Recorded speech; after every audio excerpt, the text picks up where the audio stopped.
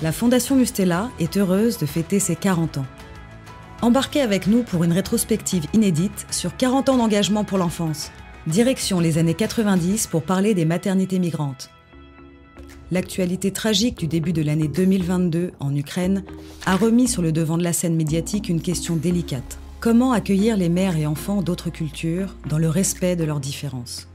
Les lauréates de la Fondation Mustela s'efforcent depuis longtemps de mieux comprendre la petite enfance dans d'autres contextes culturels.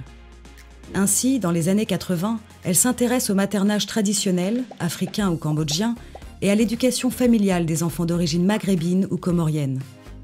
Parallèlement, en France, l'immigration continue de se féminiser, un mouvement amorcé dans les années 70.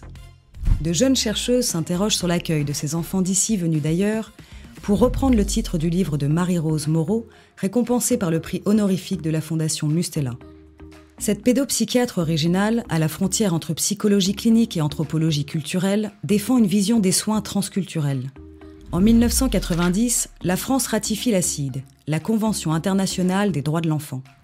Adoptée l'année précédente par les Nations Unies, c'est le premier texte universel à caractère obligatoire, aujourd'hui en vigueur dans plus de 195 pays.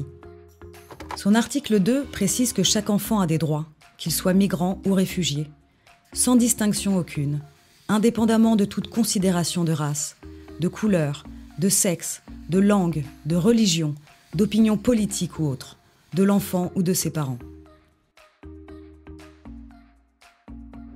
L'intérêt pour la protection des enfants venus d'ailleurs et leurs familles reste vif. En 1975, 3,9 millions d'immigrés vivaient en France, soit 7,5% de la population totale du pays. En 2021, le pourcentage est monté à 10,3%.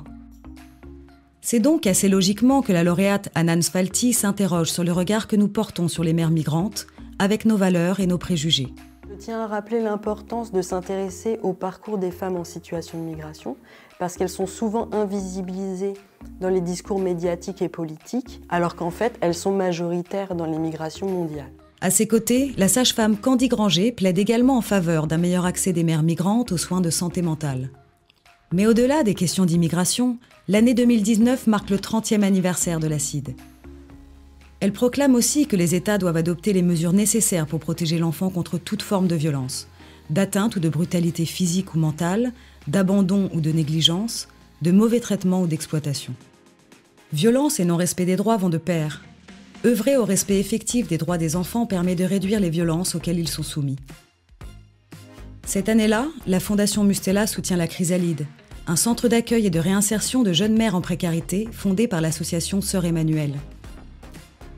Et la même année, la sage-femme épidémiologiste Flora Blangis remporte le prix de pédiatrie sociale pour son projet consacré au diagnostic de la maltraitance physique du jeune enfant. Ainsi s'achève cet épisode sur les maternités migrantes. Direction les années 90 pour parler de résilience,